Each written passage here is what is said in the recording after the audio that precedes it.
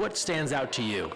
I think the biggest thing that stands out to me is actually initially when they said that we were going to be in the Olympic Games, that they said it was only going to be 11. And so I think one of the biggest memories I have is when we found out that it was going to be a squad of 13. So we were actually playing soccer, doing some cross training and playing soccer at Los Alamitos, and Guy Baker got the call. And Bruce Wygo told Guy Baker that it was going to be 13 and not 11, and we were so excited. We did like a victory, belly runs.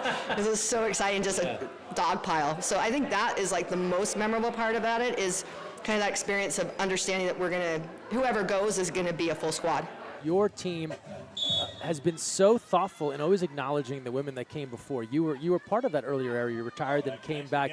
Why do you think there's been this constant focus to make sure that you acknowledge the past when thinking about 2000 and beyond? Well, I think that all of those past players are the ones that have allowed this to happen. I mean, we are the ones that forged the way. We had to pay for our own swimsuits. We had to pay for our own trip to go to the World Championships. We played on boys' teams. We played because we loved the sport. Not that these girls don't love the sport now, but it was a different era back then. And yes, it is all of those players in the past that forged the way for this to happen. I was just lucky enough to get to make it to the 2000 Olympics, barely at 39.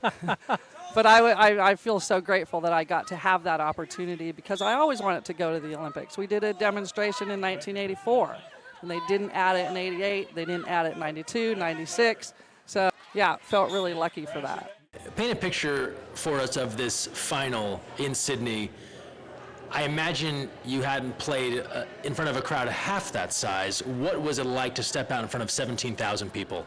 It was crazy. As you said, I don't think we had ever experienced anything like that.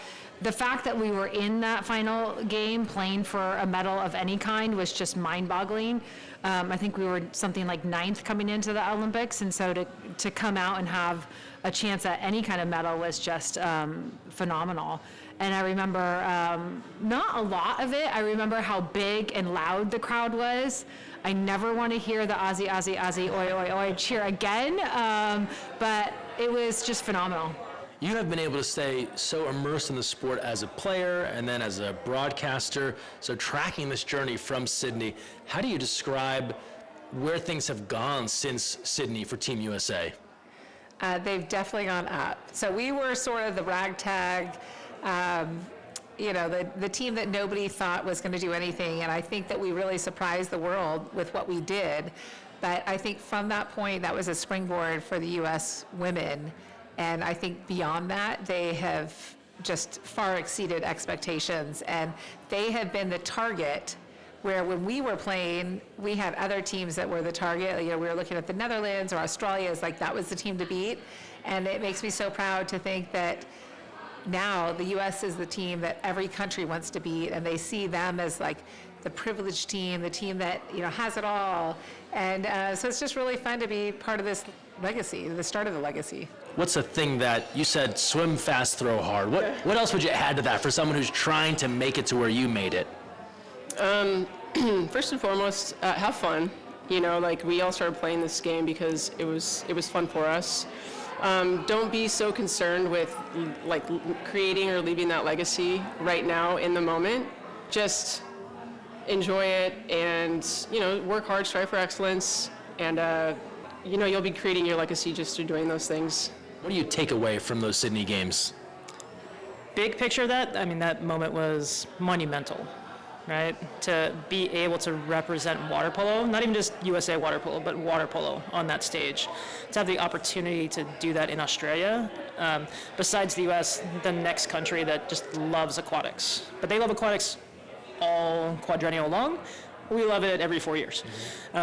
So to be on that stage and have that ability to then build it up, because then water polo just exploded for women in the US. So many more opportunities for girls, so many more opportunities out there with different colleges.